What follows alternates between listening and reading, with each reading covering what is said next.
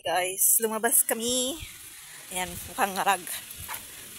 Dito sa Cavite, camping popping. So, advice pag magbabackpack kayo, commute, mag-pletex kayo, diretso daw dito. Tapos, i-contact nyo lang yung kung saan kayo nag-booking or page. Tapos, anong tawag doon? Magpapapatid sila. Magko-contact sila ng susunod sa inyo. Sa tricycle. Ayan, ang ganda oh.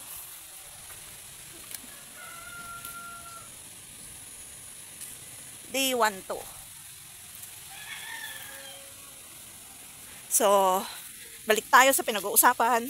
Dapat pala, nakalimutan ko, yung professional services, ibaba nila din yun. Pag ibababa lahat ng gobyerno. So, iba ang settings ng kanilang cottages, magkakaibang design. So, iba din pala sa kabila po. Iba din daw. May bus, merong cottage na parang ginawang round, ganun. Mamaya, pag andun tayo. Dito ko lang naisipan mag-video eh. Yan. May mga kasama kami, sosyal. May sasakyan sila. Kami lang ang nag-backpack. Ayan ang sample ng cottages nila. Iba ang design nito, iba ang design nito, tapos iba ang design nun. Para mga isang tiny yun. house. Oh, tiny house. Tiny house na nakalabas ang CR. Common ang CR. Tapos yung mga activities? May jacuzzi, may bonfire, kawa bath. Tapos picnic. Tapos yung ride na yun? Tawag doon? ATV meron doon. May tour daw sila. Oh, may tour din sila sa mga falls. At iba pa. Pwede nyong tignan sa kanilang page. Hindi ko nakita Camping yung popping. tour ng falls. Hindi pinakita. Ay. Ikaw magtatanong. Ay, baka dun mo for sure, magtanong kayo kasi hindi pala daw nakalista lahat ng activities sa page nila. Oh, hindi daw nakalista lahat sa page nila. Sabi ng kapatid ko, siya ang siya ang nag-book eh. Ito lang is surprise din sa akin. Gusto ko lang ng malayo. Mapag-isa daw. Tao. Gusto ko nang walang nakakakilala sa akin. At yung sarili niya lang daw. Yan. Pwede akong maging bangag kasi iiwan ko din. Tapos, magbi-video tayo mamaya. So, yung food nila na ino-offer is wow. Talagang friendly yung yung Korean food. Yun mostly ang nila ino-offer. Oh, mahal. Yung Korean food yung mura pero walang resto dito. Hindi nakahatid daw. Punta ka dun sa resto daw. Oh. Oh, kasi naman yun, yung shabu-shabu. Medyo yun, hassle. Doon na lang sa dinner mamaya. Doon na tayo pupunta. Oo. So, ito parang ganito yung common CR. Walang CR sa loob ng cottage. May taian yun, may bowl. Meron. Nagtatanong siya kung merong pwedeng paglabasan. Ng human defecate? Ng shower. Mahilig ako sa shower. So, para probinsya talaga ito, malamig siya. Parang Vizcaya lang din yung pinuntahan namin noon. Pero mas tolerable kaysa Bali. Oh. Malamig. Kung gustos kaya siguro yung taga Manila, may part na pinupuntahan na malamig. Dito at yung sa Tagaytay. Malapit lang pala. Ada badminton court daw. May kalapit siyang magkabilaan na ibang camping din. For sure, baka dito nagka-camping yung mga school minsan. Maganda ring business to ah. Kung may budget.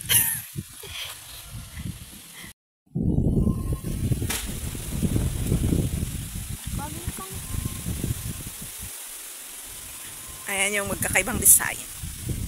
Yung dito sa circle kami eh. Yung semento na circle. Kukun daw yun. Ah? Kukun daw tawag. Ayan yung jacuzzi. Nakikita ko mga tent. So, chinek muna namin kung walang tao dito. Tingnan natin ang loob. Maganda rin, promise. Hoy, wow, bongga. Pwede pang school nga talaga. Tapos ito for sure, baka nasirang sasakyan, ginamit na tulugan din siya. O, di ba? May gamit. Oo, kasi may takip-takip siya. Kung pwede lang sigurong buksan to.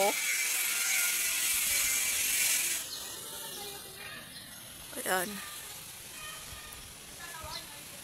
Ay, oo nga. Bongganes. Tulugan din pala siya.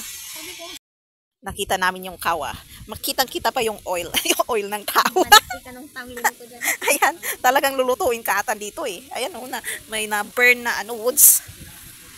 Yung pinaglulutuan ata ng ano to eh. Ano yun? What? Ayan oh. Kawa.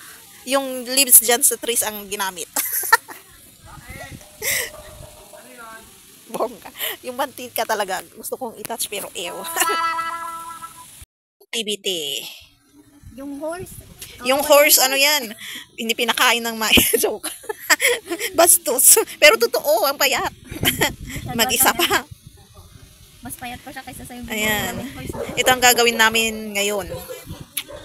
Pero kailangan mo palang bumili ng pagkain so lalabas kami.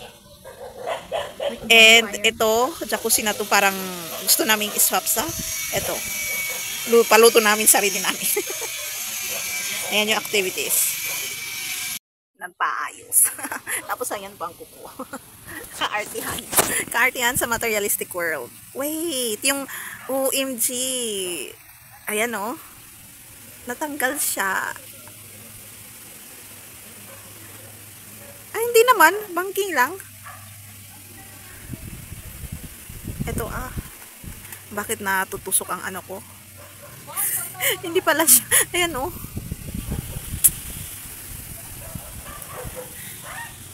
So, hinintay namin yung pagkain kasi gutom kami umaga. Anong oras ba ngayon? 9:17 AM pa pala. Pero ang check-in namin is 2 PM. Wow.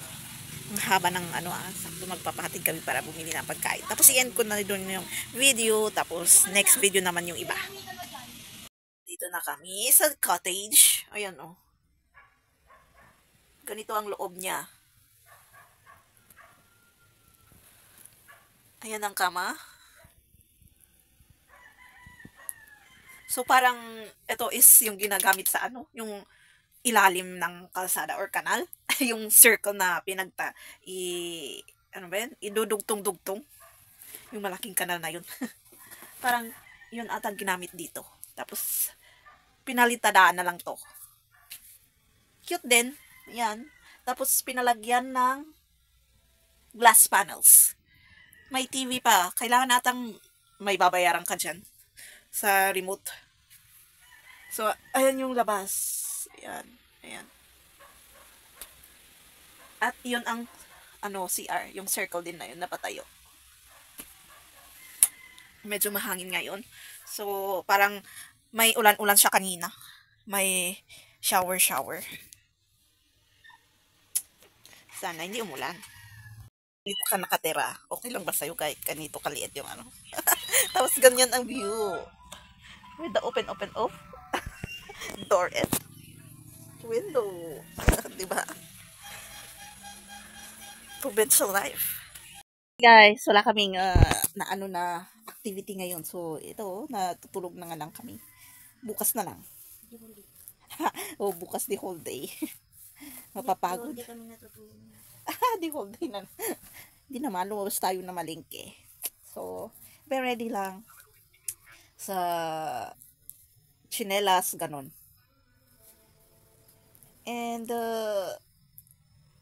ibang gamit na rin. Pwede na magluto dito. Hindi kami informed. Na?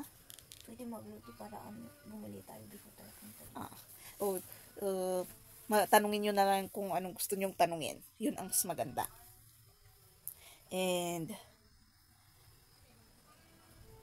sabihin na natin huwag kayong mag-expect ng too much. So, beginning pa lang yung business nila. Na? Beginning pa lang yung business nila, tapos mga bata yung staff nila. Beginning yung business nila and mostly yung staff is bata. Isa lang yung matanda yung electrician. Hindi lang naman yun carpentero din siya. And dapat kung nagka-empleyado tayo ng mga bata, turuan maglinis. Promise. Magsimula muna sila ng customer service sa tourism department. Customer service ganun.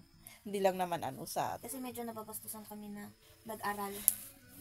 Hindi naman sa tourism, pero yung talagang customer service. Hindi, kasi meron yung libre dun sa DOT. Ano libre? Libre na seminar sa Department of Tourism. Before ka Ah. mag-open ng ano. Yung ano na lang, yung hindi lang yung empleyado, kundi yung Pati yung employer. Libre Ay, yung, naman I mean, hindi lang yung employer, pero yung employee. Libre naman yun. Oo, para ma-inform naman sila na ganito, ganyan ang Tapos additional service. yun kasi bibigyan sila ng sticker ngayon ng And DOT. pinaka-importante talaga ang ano, yung cleanliness. Kasi hindi, medyo disappointed eh. Yung trash can, punong-puno, hindi as in Isa ko man lang sana kasi punta dun sa nalinisan. Capitol nila. So, pero okay lang din naman yung lugar. Nagdala kami ng So, naming brush. Next time, tanungin nyo na kung anong gusto nyo tanungin. Tapos, see you in the next second day. So, may dinagdag kami falls. May dalawang klaseng falls. Pero, yung isang falls ang pupuntahan namin. Baka medyo malayo. Magkano kasi yung ano sa San Jose ba yun? San Juan. Sa San Juan, 2,800. Lahat na Pero kami ano doon. yun, 7 na tourist spot, ikaw. Ay, oo. 2,000 Pag gusto mo yung 9 tourist spot, yun yung 3,500. dito. Hindi, sa San Juan. Pag 9. Pero 2 days na yun. Ay, 3 days ata. Pero yung sa atin kasi, 2 days lang. 2,800. Tapos 7 tourist spot lang. 7 tourist spot. 599 naman yung in-offer. Lahat na daw yun sasakyan, tour guide, tapos yung ano na. Anong 599? 599 na, ikaw naman. Ano naman? 599.